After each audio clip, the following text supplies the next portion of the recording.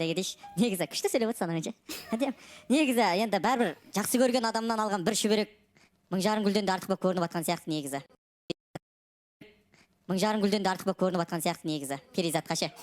Ана гүл енді гүлдің кінәсі жоқ, дұрыс айтасың, таратып жіберген дұрыс. Басқа көшедегі адамдарға эмоция сыйлаған дұрыс. Бірақ мына кездесуде не көріп жатырмыз? Бұл жерде бір күліп жайнап отқан перизатты көріп отқан жоқпыз да. Бұл жерде кәдімгі амал жоқ, өзін сендіргісі келіп жатыр. Осы Ғалымжан менің болашағым шығар деп сендіргісі келіп жатыр да, бірақ дәл менің жағдайымдағыдай болып отқан сияқты, жүрек басқаша сөйлейді, ми басқаша сөйлеп жатыр да. Ғалымжанның мына әрекеттерінің барлығы ертең бекер болып қалатын сияқты. Дәл үйсіп отыра беретін болса перизаттың жүрегі бәрібір нуни деп соғатын сияқты. Сен 1000 гүл әкел, 2000 гүл әкел, бәрібір де ана жерде нуни кәдімгі бір шоқ гүлімен келсе, соған кетіп қалатын сияқты менің ойымша. Осы жерде қоса кетсем, негізі сол кезде көрген болатын, Ғалымжан өте керемет ұсыныс бағанағы таныстыққа деген сияқты жақсы өзінің керемет әрекеттерін жасады. Енді Ғалымжанға тікелей сұрақ қойғым келіп отыр. Жалпы кездесу барысында сол бір кішкене бір суықтықты сездің бе сен? Қандай әңгіме болды орталарыңда? Әлде көбінесе телефонға алаңдаулы болды ма деген сияқты перизаттың тарапынан? Жоқ, наоборот, керісінше айтқанда Перизат екеуміз жақсы сөйлестік. Бұл кісінің болашақ андай былай айтайыншы, Перизатқа сұрақ қойдым мен. Сенің болашақта бір болады ғой, армандайықшы дедім да. Бір өзіңнің бір идеальный күніңді қалай елестетесің дедім да, соны айтып берші маған дедім. И маған айтып берген болатын. Соны қазір айтып берсең қалай қарайсың? Болса ханым, мен Нұржанға ответ беріп қояйыншы. Мен бұл таныстыққа не үшін я дедім. Ер азаматы келіп, очень красивый жестменен маған предложение қылды. Отказ қылғаны тоже это не вариант. Бізде не только қатысушылар емес, не только Ғалымжан артынан емес, бізде қырғыз елі, қазақ елі қошқон үшін мен я деп айттым. Жоқ, енді сонда іштегі перизат, іштегі сезім ше, іштегі сезім. Халық қосты екен, гүл әкелді екен деп сонда кетіп қала бересің ба сен? Нуни да саған жақсы, фен сыйлады, жақсы дүниелер әкелді. Сол үшін де танысып кеттің ба сонда сен сонымен? Қалай түсінуге болады ол? Сен әңгімеңнен қазір сен өз-өзіңді ұстап беріп тұрсың да, халық қосты, бүкіл қырғыз елі қосты, гүл әкелді. Мен сол үшін танысқа я дедім деп отырсың да. Сонда сезім ше, сезім жоқ па сенде? Ғалымжанға деген сезім? Жоқ. Перизат, мәселе сезімде емес. Bir күн болды ғой. Перизат, Нұржанның айтып жатқаны, сіздің айтып жатқаныңыз қазір бір Ғалымжанға әйтеуір мен я дедім, ұят болмасын, елдің алдында ыңғайсыз жағдайға қалдырмайын дегендей етіп айтып отырсыз. Бірақ сіздің араларыңызда бәлкім симпатия бар шығар, сіздің стандарттарыңызға сай келе ме? Негізі бойы ұзын, маған негізі осындай жігіттер ұнайды, бірақ жан дүниесін мен әрі қарай білгім келеді десеңіз, ол бөлек әңгіме. Ал бірақ елдің алдында ұятқа қалдырмайын деп я дедім десеңіз, ол енді болмайды ғой ондай дүние. Жоқ, Балса ханым, ол анам да айтып кеткен ғой, жасына да саған сай келеді. Внешности тоже, да, бойы ұзын балдар жағады деп айтқаным бар, сдержанный. Эми время покажет деп айтам тек қана. Мен бағанағы Нұржанның ойынша айтын өтір ғасырын кеп тұр да. Кішкене енді бұл жерде Ғалымжанды біз жасыра алмаймыз, өйткені ғашық адамның әрекетін істеп жатқаннан кейін біз Ғалымжанды айыптай алмаймыз негізі ше. Жай ғана бұл жерде Нұржанның әңгімесінде сол әңгіме негізі ақырғы екеуінің ортасындағы сезім бар, бірақ қосылмайды. Бірақ бір-бірінше жылайды деген сияқты ше. Бір-бірін қимайды, бір-бірін жақсы көреді. Бұл жерде то же самое кетіп жатыр негізі. Ну не қимайды? Ол да жылайды перизатта. Маған қызығы, не Құдай қинап жүр бұлар деген сұрақ келеді. Не Құдай қинайды сендер, кім қинап жатыр сендерді? Шынымен ғашықсың, неге қосылмайсыңдар сендер? Шынымен, ол негізі бағана видеода артынан да көрініп тұр негізі, сен кездесуде отырғың келіп тұрған жоқ екені, Нұреде қимайтының да сен түрінде жазылып тұр негізі. Қай Құдай қинайтын маған қызық та Балса ханым. Халық та ойлайтын шығар мүмкін. Бұлар неге өйтіп жатыр деген сияқты ше. Просто ертең Ғалымжанның әрекеттері жарайды енді ғашық адам әрекетін істеп жатыр ғой. Ғалымжан әрекеттері жай ғана тыс қалып қала ма? Просто кейін өзіме өзі қалып қала ма деген ой келеді просто. Не үшін өйтіп жатыр екеуі деген. Балса ханым, қайырлы күн. Енді мен ойлаймын да, жалпы сөз бар ғой. Қыз елесі қашанда болу ана, ол үшін жоқ, сүюдің жолы жаңа. Жаным деген жігітті жек көрмеңдер, өзі сүю қыздардың соры ғана дейді. Сондықтан да мен ойлаймын, жалпы қыз баласы өзін сүйіп тұрған, өзіне қадам жасаған жігітті көбірек бағалайды.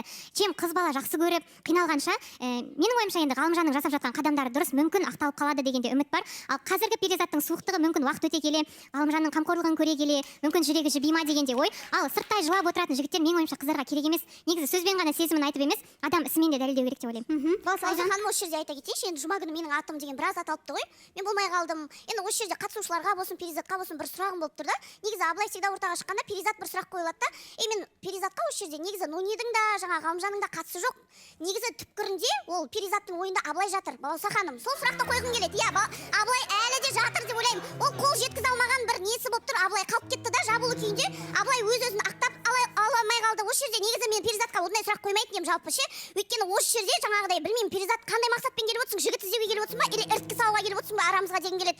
Ақыркеге айтып жүрген өтірікші деп перизат екен деймін да осы жерде. Үндемей отырып біз Абылай екеуміз жай сөйлескенімізді ақыркеге барып айтып барған.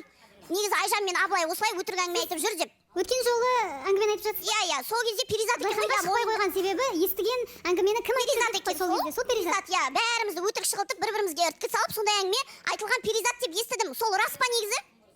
Перизат. Мен айтып айтқан емеспін. Микрофонды берсең, пусть она сама ответит. Ағаке. Баласа ханым, мен ойлаймын, мына жерде перизатты қосудың қажеті жоқ. Мен главное білдім, қандай әңгіме болған. Айжан, сен білдің ба, өзіне шешім қабылда, сарала да түйінде де болды. Ешкімге тиісудің қажеті жоқ. Мына жерде халықтың алдында қатысушылардың атынан өтірікші деп, ол қашанғы жалғаса береді деймін да, осы қатысушылар. Менің аузым жоқ па сонда? Сарала да үндемей отыр. Жоқ, нифига подобно, онда ештеңе болмайды. Мен де айтам. Маған айтылып жатыр ма? Мен де айтам.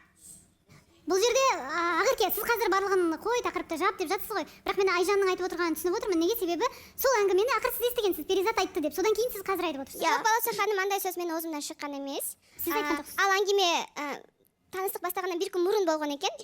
Келіп айтқан ғой.